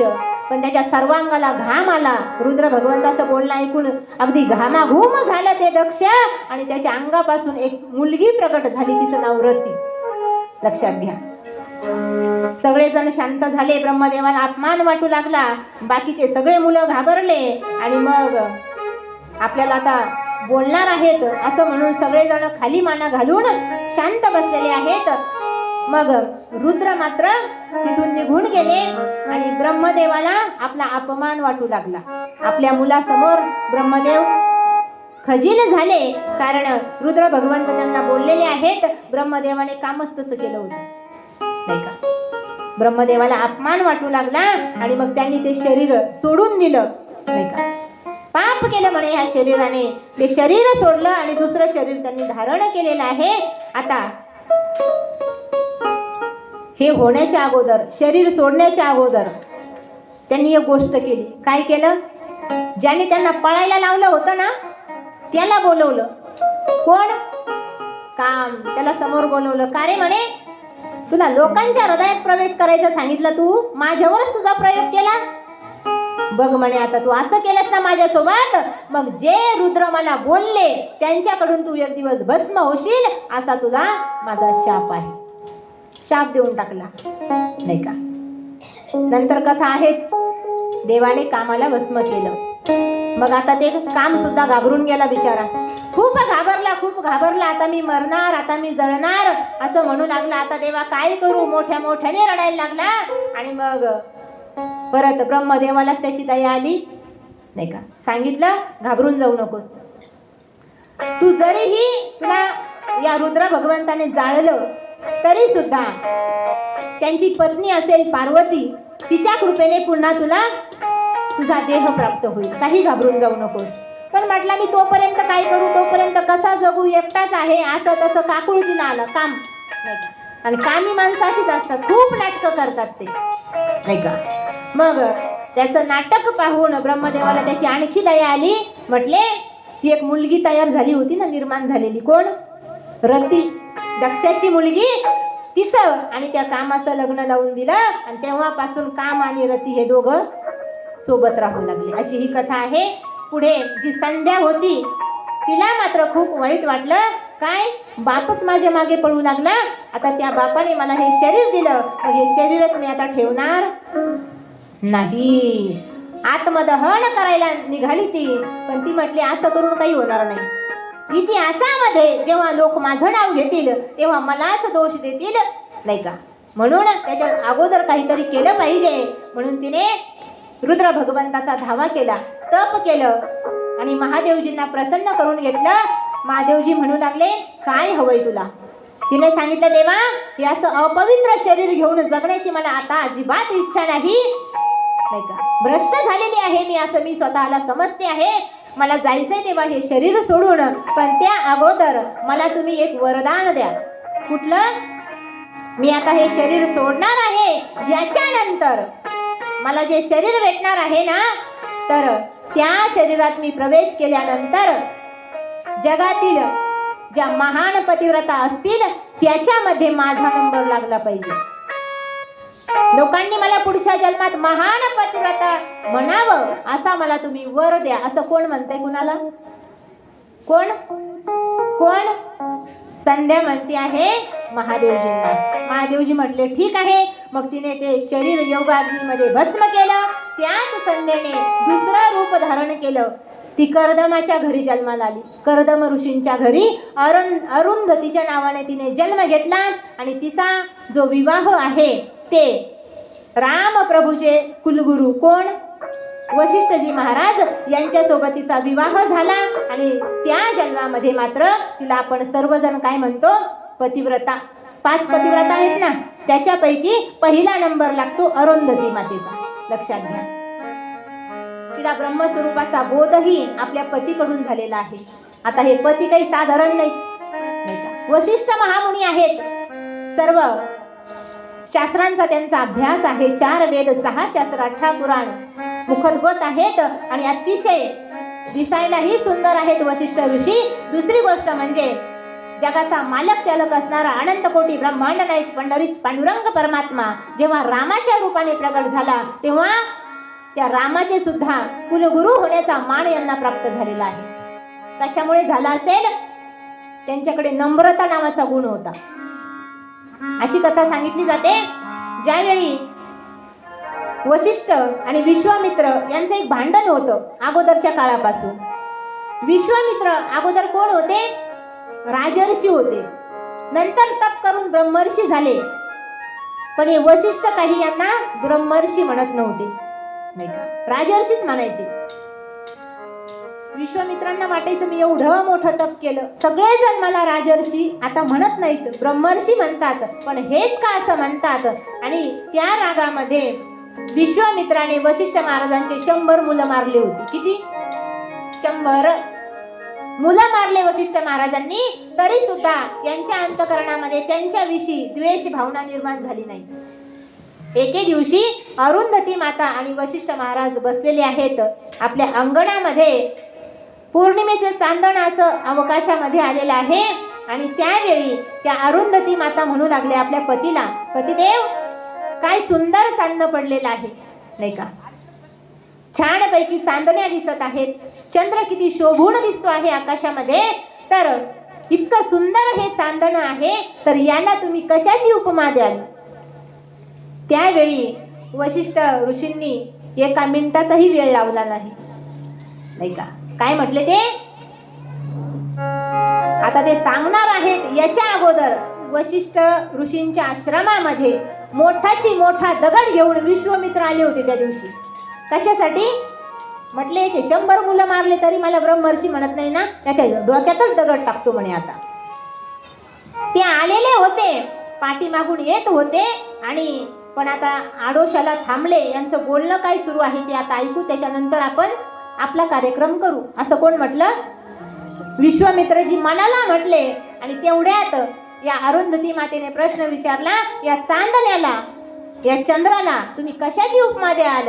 त्यावेळी वशिष्ठ महाराज म्हणू लागले, या चांदण्याला मी उपमा देतो. कशाची? विश्वामित्रजींच्या तपासारखं हे चांदण आहे, नाही का? एवढं पवित्र, एवढं श्रेष्ठ हे चांदण आहे. आणि असं म्हटल्यानंतर मोठाची मोठा दगड आणलेला होता, खाली पडला तो गळून. अरे याचे 100 मुलं मारले तरी सुद्धा माझं गुणगान गातोय. बरं तोंडावर नाही, मी काही यांच्या समोर नाही. आणि मग समोर आले विश्वामित्र महाराज वशिष्ठ ऋषींच्या, साष्टांग प्रणिपात केला. आणि त्यावेळी त्यांचा गर्व निघून गेलेला आहे असं वशिष्ठ ऋषींनी पाहिलं. आणि तेव्हा म्हटले, ब्रह्म ऋषी उठा आता. एका वाक्यासाठी एवढं सगळं झालं पहा. अशी ही कथा आहे. आणि मग या अरुंधती माता अगोदरच्या जन्मातल्या ज्या संध्या आहेत त्यांना आता पतिव्रतेचं स्थान मिळालं. ब्रह्मदेवाला सुद्धा कामाचा राग आला होता आणि रुद्राचं बोलणं सुद्धा खटकलं होतं. मग आता कामाचा प्रयोग महादेवावरती करण्यासाठी रुद्र भगवंताने अगदी कामी व्हावं, नाही का? यांनी सुद्धा आपल्यासारखंच काहीतरी कार्य करावं विचित्र. असं करण्यासाठी ब्रह्मदेवाने खूप प्रयत्न केले, पण काही जमलं कारण हे रात्रंदिवस कशात राहतात? समाधीमध्ये राहतात. कोण? महादेव. रात्रंदिवस आपण आत्ताच ऐकलं, भजन करी महादेव, रामपूजी, अखंड रामाचं चिंतन त्यांच्या हृदयामध्ये चालू असतं आणि त्यामुळे त्यांचं इकडे तिकडे कुठेच लक्ष जात नाही. पण ब्रह्मदेव म्हणाले एक दिवस तरी कामाचं काम यांना दाखवून देईल. पण मग खूप प्रयत्न करूनही काहीच जमलं नाही. वसंताला घेऊन, रतीला घेऊन कामाला पाठवलेलं आहे रुद्र भगवंताच्या जवळ. त्या कामाने खूप लीला केली पण देवावर त्याचा परिणाम झाला नाही. हे कळालं विष्णू भगवंताला आणि विष्णू भगवान म्हणू लागले तुम्ही काय करा, यांच्या नादी लागू नका. नाही का, त्यांचं काहीच होणार नाही कारण ते महादेव आहेत. मग आता आपण एक आता युक्ती करू. तुम्हालाही पत्नी मिळालेली आहे, मलाही पत्नी मिळालेली आहे, पण यांना मात्र अजून पत्नी मिळाली नाही. कुणाचं? रुद्राचं मात्र लग्न झालेलं नव्हतं. मग आता यांचं लग्न होण्यासाठी काय केलं पाहिजे? त्यांच्याशी कोण लग्न करील? महादेवाशी लग्न कोण करील? दुसरं कुणी करू शकतं का? तर ती ज्यांची शक्ती आहे तिचं आवाहन आता आपण करूया. मग ब्रह्मदेवाने तप केलं, शक्ती माता प्रसन्न झाल्या आणि सांगितलं देवी तुम्हीच तर सांगितलं ना मी रुद्राची पत्नी होईल आणि रुद्र भगवंताचंही तसंच म्हणणं आहे. मग आता तुम्ही कधी त्यांच्याशी लग्न करताय सांगा. त्यावेळी त्या परांबेने सांगितलं मी अशीच लग्न करू शकत नाही, कुणाच्या तरी पोटी मला जन्म घ्यावा लागेल, त्याच्यानंतर होईल. म्हटले मग ब्रह्मदेवा तुझा जो पुत्र आहे दक्ष त्याला तप करण्याची आज्ञा दे. माझं तप त्याने जर केलं तर मी त्याला प्रसन्न होईल आणि त्याच्या घरी माझा जन्म होईल, त्यानंतर मी रुद्राची पत्नी होईल. मग सगळ्यांनी त्या दक्षाला सांगितलं की बाबा तप कर, तुझ्या घरी माता राणीचा जन्म होणार आहे. आणि मग त्यांचं ऐकून या दक्षाने खूप मोठं तप केलं. तिथे भगवती माता प्रसन्न होण्यासाठी खूप प्रयत्न सुरू होते. सगळे देव देवता तिथे आलेले आहे. ब्रह्मा आले, विष्णू आले आणि या देवीचा धावा करू लागले माता राणी तुम्ही प्रगट व्हा आणि काय करा, जन्म घ्या, म्हणजे आमचं जे सृष्टीचं कार्य आहे ते परिपूर्ण होईल. कसं? 3 शक्ती आहेत. क्रियाशक्ती म्हणजे पार्वती माता आहेत, ज्ञानशक्ती म्हणजे सरस्वती माता आहेत आणि द्रव्यशक्ती लक्ष्मी माता आहे. ज्ञानशक्ती आहे, द्रव्यशक्ती आहे, पण क्रियाशक्ती नाही. मग जगाचं कार्य अजून अपूर्ण आहे, त्यासाठी तुम्ही जन्म घ्या. आणि माता राणीने जन्माला येण्यासाठी सर्वांनी या देवीचा धावा केलेला आहे. आता आपण सुद्धा देवीचा धावा करू. सगळ्यांनी 5 मिनिटं उठून उभं राहायचं.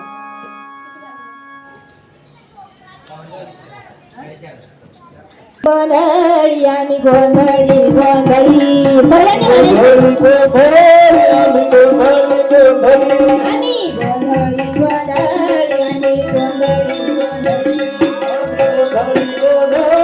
आम्ही गोंधळी गोविंद गोपाळाचे मणी, गोविंद गोपाळाचे मणी. सर्वांनी आणायचं जात्या बरं का, सगळ्यांनी नृत्य करायचं, टाळी वाजवायची सगळं.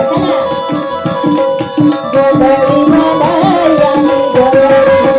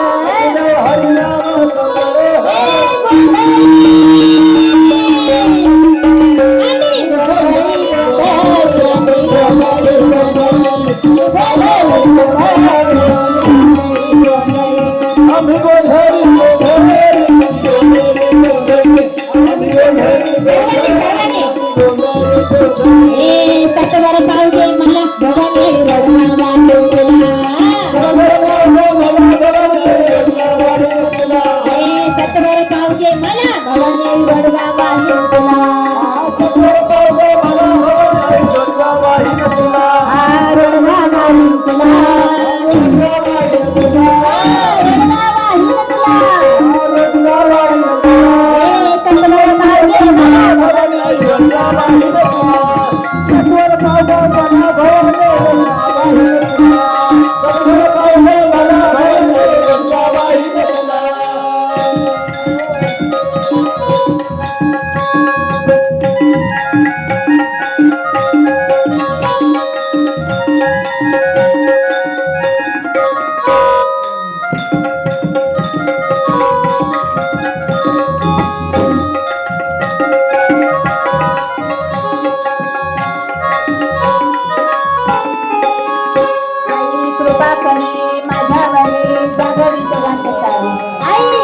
तरी माझ्यावरी जाणवली गोंधळाला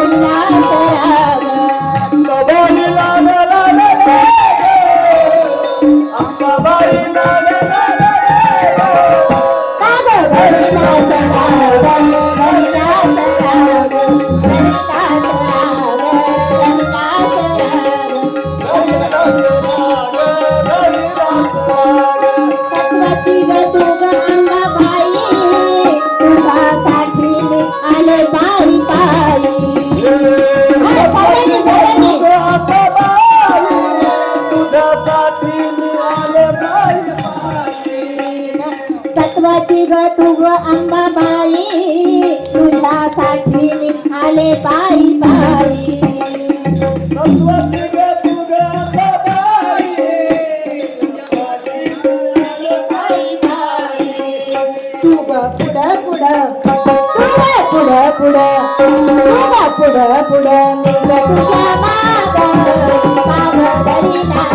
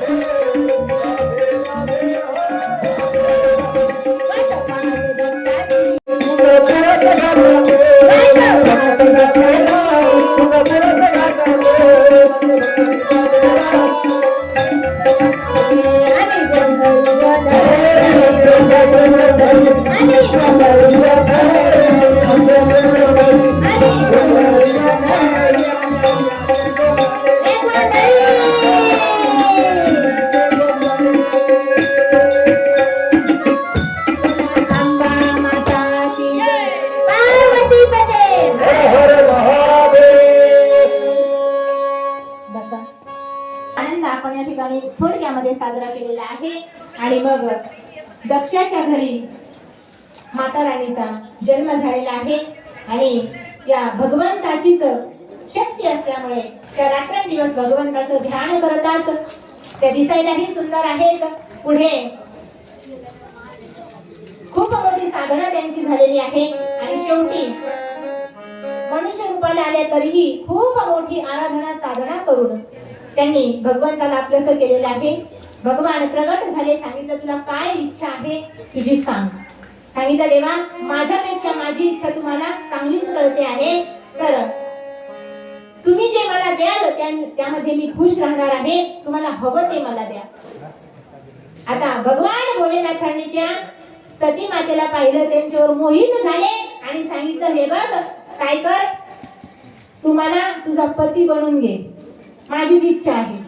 नाही का शिव हा शक्तीकडेच आकर्षित होत असतो. आणि मग त्यांनी सांगितलं ठीक आहे माझी सुद्धा हीच इच्छा आहे, कारण शिव जे आहेत शक्तीशिवाय राहू शकत नाहीत. माऊली सांगतात चंद्र तेथे चंद्रिका, शंभू तेथे अंबिका, संत तेथे विवेका असरेच. म्हणून जिथे शंभू आहे तिथे अंबिका राहणारच आहे. आणि आता सगळ्यांच्या संमतीने सती मातेचं जे लग्न आहे ते भगवान भोलेनाथांशी लागलेलं आहे. आता तुम्ही म्हणाल एका मिनिटात लागलं ना, तर भगवान भोलेनाथांचे 2 विवाह आहेत. तर उद्याच्या सत्रामध्ये आपण मोठ्या थाटामाटामध्ये पार्वती मातेचा आणि भगवान भोलेनाथांचा विवाह सोहळा तिथे साजरा करणार आहोत. तर त्याची सूचना मी आत्ताच देते पहा. उद्याच्या दिवशी आता आपल्या घरी जर लग्न कार्य असेल तर आपण किती छान राहतो नाही का, पैसे खर्च करतो, अजून काय करतो, महिला मंडळ ब्युटी पार्लरला, ते नाही सांगत मी आता, इथे काहीच गरज नाही. इथे तुमचं ब्युटी पार्लर, तुमचं सुंदर दिसणं, इथं तुमचं शरीर किती सुंदर आहे याला कुठल्याही प्रकारचा अर्थ नाही. तुझं मन किती सुंदर आहे, ते मन भगवान परमात्मा पाहतात आणि त्या मनामध्ये वास्तव्य करण्यासाठी येतात. म्हणून शरीर कसंही असो नाही का, उद्याच्या दिवशी आपण काय करायचं आहे ते नंतर सांगणार होते, पण आता सांगते. आपल्याकडे नवीन ड्रेस, नवीन साड्या असतीलच सगळ्यांकडे. तर जसं पुरुषांनी सुद्धा नवीन ड्रेस परिधान करायचा नाही का, अत्तर बित्तर सेंटर बिंटर मारून यायचा, काही हरकत नाही. आणि माता माऊलीने सुद्धा गुलाबी रंगाची साडी असेल किंवा चॉकलेटी असेल किंवा लाल रंगाची साडी उद्याच्या दिवशी परिधान करून यायची. आणि दुसरी गोष्ट अशी आहे, जेव्हा तुम्ही कुठे लग्नाला जाता तेव्हा मोकळे हाताने जाता का? मग भगवान भोलेनाथांच्या आणि माता पार्वतीच्या लग्नासाठी तुम्ही पैशाचा आहेर करू शकता किंवा वस्त्रदान करू शकता नाही का. धनदान करा किंवा वस्त्रदान करा, यामुळे काय होईल तर आपल्या जीवनात जे आपल्याकडून पातक घडलेले आहे त्या पातकांचा नाश होईल आणि भगवान भोलेनाथ महाराज, माता पार्वती आपल्या पदरामध्ये पुण्य टाकतील. त्यासाठी उद्याच्या दिवशी मोठ्या आनंदाने, मोठ्या संख्येने नाही का, आणि घरून थोडासा वेळ मोठा घेऊन यायचा आहे उद्याच्या दिवसापुरता, लक्षात घ्या बरं का. आणि आता मी अंतर सांगेलच, आपल्या उत्तरा नगरीमध्ये जर नवीन जोडपं असेल, आहे का कुणी? आताच 8 दिवसापूर्वी ज्यांचं लग्न झालं असं जोडपं आहे का? आहे का? नाही ना? मग आपण शंकर पार्वती बनून त्यांचा उद्या विवाह सोहळा इथे साजरा करणार आहोत. म्हणून ही सूचना नंतरची होती, पण मी आत्ताच सांगितलेली आहे. सती मातेचा आणि भगवान भोलेनाथांचा विवाह इथे झालेला आहे. आता 5 वाजले का? कारण दुसराही कार्यक्रम आहे, त्यामुळे विवाह झाला असं आपण गृहीत धरू आणि उद्याची कथा राहिलेली उद्याच्या सत्रामध्ये आपण सांगूया. आता आणखी कोणता कार्यक्रम आहे म्हटले?